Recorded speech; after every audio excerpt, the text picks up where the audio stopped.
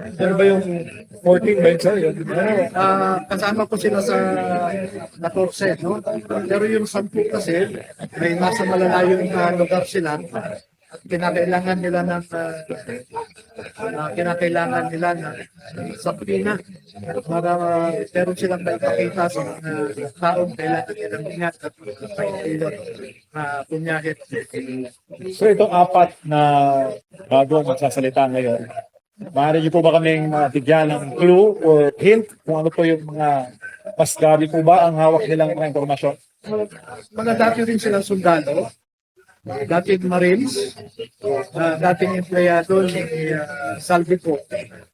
At may mga nalalaman sila na karagdagan, no? Halimbawa, meron sa kanila na siya mismo ang kasama, no? Noong ibinigay sa isang magbabatas yung mga pera na nakasingit sa maleta. Isang senador ito na so marami pa kung ibang example. Sir, kamusta na po ang laban natin, sir? Maraming pressure. Nababasa ko yun ng taong bayan, no? At updated po ang taong bayan sa mga hinahaharap po ng mga challenges ng Raider team. Okay. Simple lang dapat ang tingnan ng ating mga kababayan. No? Sino ko ba ang humahatla para lumabas ang mga nalalaman ng mga saksi ng pinakamalaking nakawan sa kaban ng bayan. So, salamat sa pamumuno ni Senator Pia Cayetano sa Blue Ribbon Committee na gusto niyang ipagpatuloy at pagtinik nila para lumabas at malaman ng taong bayan kung sino talaga ang mga nagnakaw. Pero meron namang ibang grupo dyan na pinagtatakpan nila pinapahirapan kami. Halimbawa na lamang si Melvin Matibag ng NBI na kung tutusin po natin, ang NBI ay binuo po yan para mag-imbestiga ng mga krimen. Ngunit ngayon, ang mga nagbubungal ng mga krimen ang iniimbestigahan ni Matibag. So, isa po siya sa nagtatakip para hindi lumabas ang katotohanan.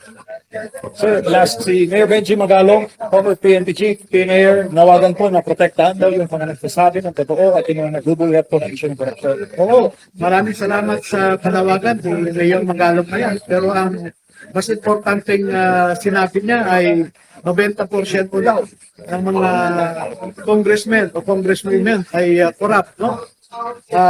Nabanggit na yun at hindi niya nabanggit yung mga Senate naman. So yun po totoo po yun. Gusto namin patunayan at binanggit ni Mayor Magalong na 90% mga congressmen, congresswomen ay corrupt. Sir, last, mensahe po ninyo sa taong bayan.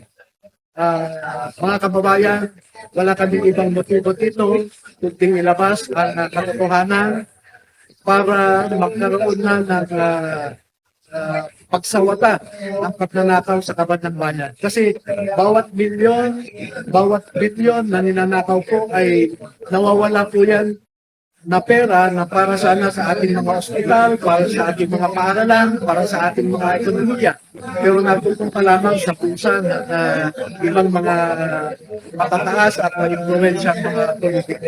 Magtulungan ito tayo para matigil na po. Salamat.